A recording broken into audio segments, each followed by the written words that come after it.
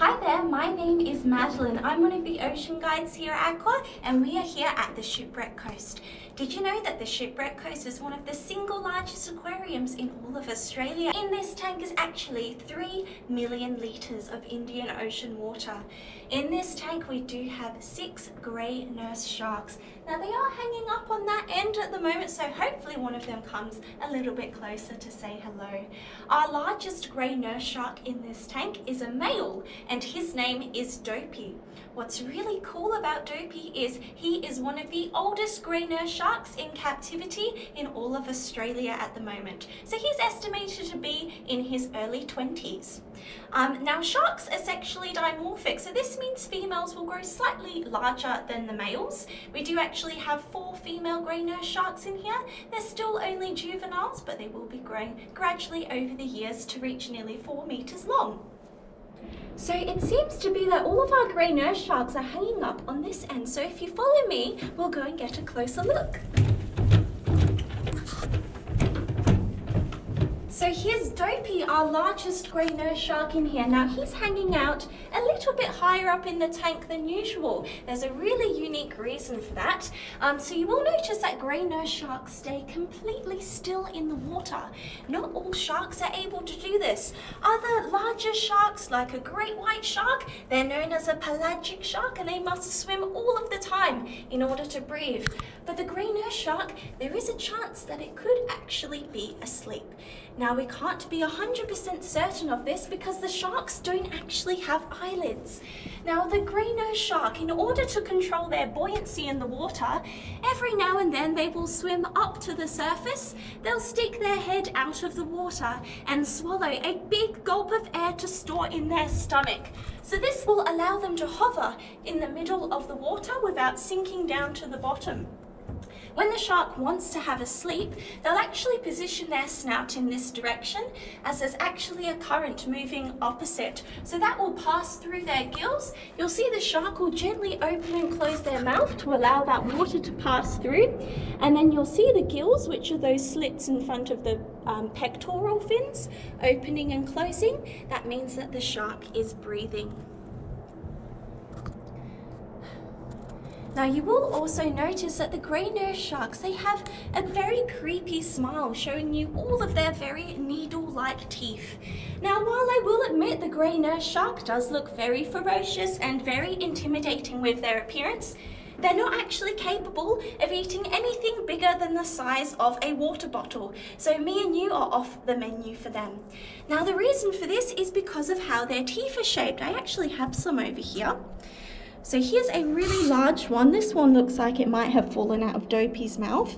And here's a tiny one that might have been from one of our juveniles. Now the shape of their teeth is long, thin and pointy, almost needle-like. And they're not serrated along the edge. So the grey nurse shark can't actually bite, shred and tear off chunks of food. Instead, these teeth will simply act like hooks to latch onto a fish, and then they'll just swallow their food whole without chewing it. Now, some of you at home might want to have a guess. How many teeth do you think the grey nurse shark will lose in their lifetime? It's quite a big number. They actually lose 30,000 teeth. So that is a lot of money from the tooth fairy for them. I do also get asked quite a bit. I know someone on Facebook was asking, why are they not eating the fish in here? They are so well fed here at AQWA by our wonderful curatorial staff that they don't even need to consider eating the fish in here. Every day a diver will come in and hand feed them. So the way you're able to tell the difference between male and female sharks is the males have 2 claspers underneath them. Those are those long appendages which are in between their pelvic fins, and the females do not have those. Also, like I mentioned earlier, female sharks will grow slightly larger than the males.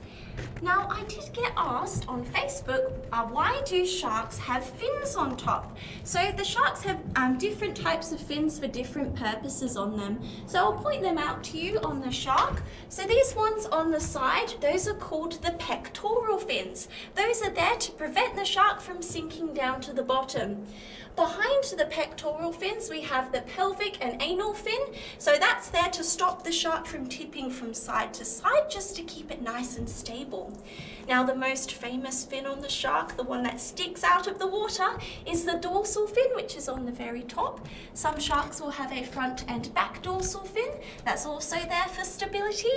And then they have this lovely caudal fin on the back, which is the powerhouse for them, which they swish from side to side to help them move forward in the water.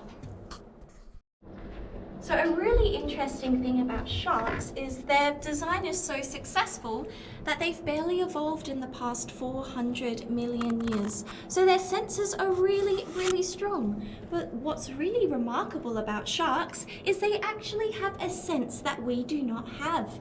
Sharks can pick up electrical pulses in the water, which are actually given off by all living creatures. This is how a large predatory shark, like a great white, may be able to find injured prey up to 1 kilometer away, or even a shark like a Port Jackson might be able to find animals that might be hiding in the sand. So a shark will be able to sense a rapid heartbeat coming from a frightened fish, for example, and they will do that using something called their ampullae of Lorenzini. Now, these are tiny little pores which are scattered under the snout and around the head of the shark. Now, if one of our grey nurse sharks swims over you next time you visit, if you take a really close look, you will be able to see those tiny pores. So they lead to microscopic bottle-shaped pits which are filled with a jelly-like substance. So this is designed to send a signal straight to the shark's brain when an electrical pulse is detected. In fact, those pores are so sensitive that the shark can feel the magnetic pull coming from the earth as well. Thank you so much for listening. I hope you enjoyed learning a few facts about our lovely grey nurse sharks here at AQWA. If you have any questions, don't hesitate to comment down below. One of our lovely marine scientists will be able to answer them for you. Goodbye, guys.